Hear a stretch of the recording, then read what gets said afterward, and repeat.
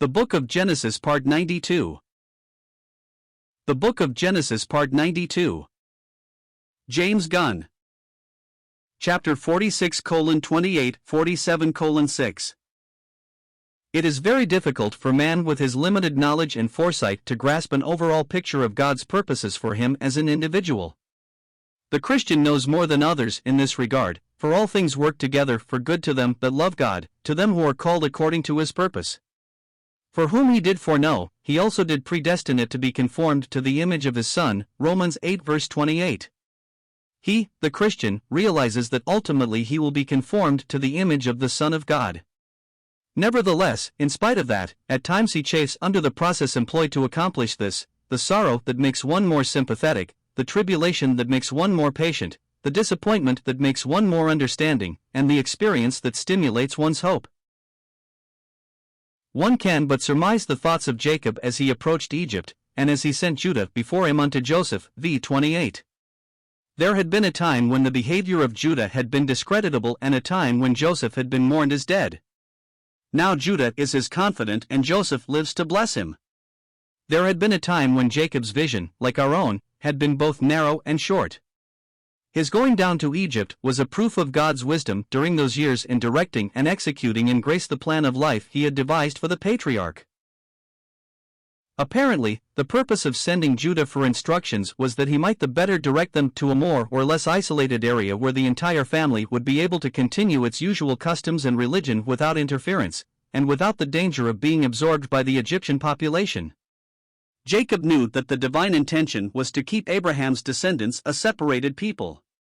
Centuries later, God stated this through Balaam, "Lo, the people shall dwell alone, and shall not be reckoned among the nations," Numbers 23 verse 9.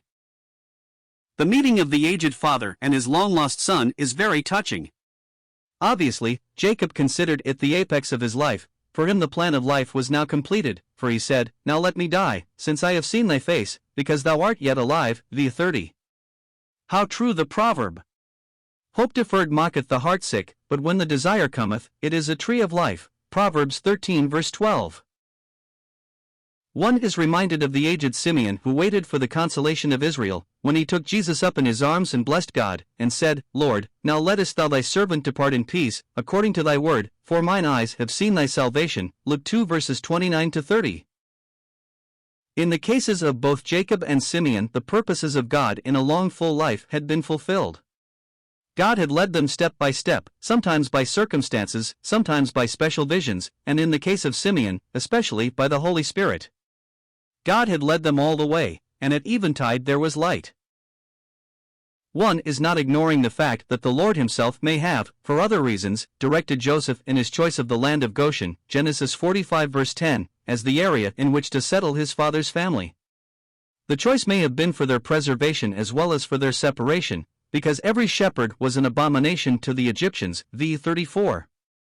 Egyptian sculpture depicts shepherds as lame or deformed, dirty, unshaven and even of a ludicrous appearance, and dressed only in matting.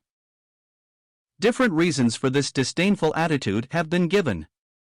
It is said by some that they were detested because of their nomadic character and wanderings, by others, because of the Egyptian contempt for sheep, they valued these neither for food or sacrifices, and then again by others, because Egypt once had been invaded and subjugated by shepherd kings under whose rule the people had greatly suffered.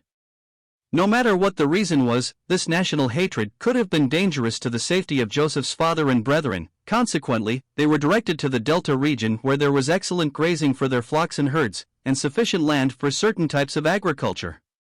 Goshen, furthermore, was not considered of great value by the Egyptians because of its distance from the Nile irrigation canals. In all these apparently quite natural movements, one detects divine providence superintending the affairs of an aged man and his family.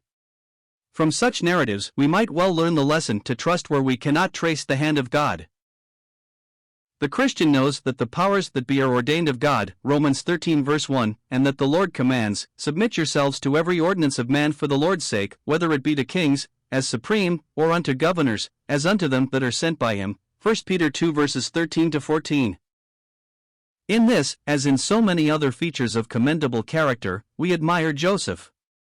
On the arrival of his father's family, Joseph came and told Pharaoh, and said, My father and my brethren, and their flocks, and their herds and all that they have, are come out of the land of Canaan, and behold, they are in the land of Goshen. 47:1.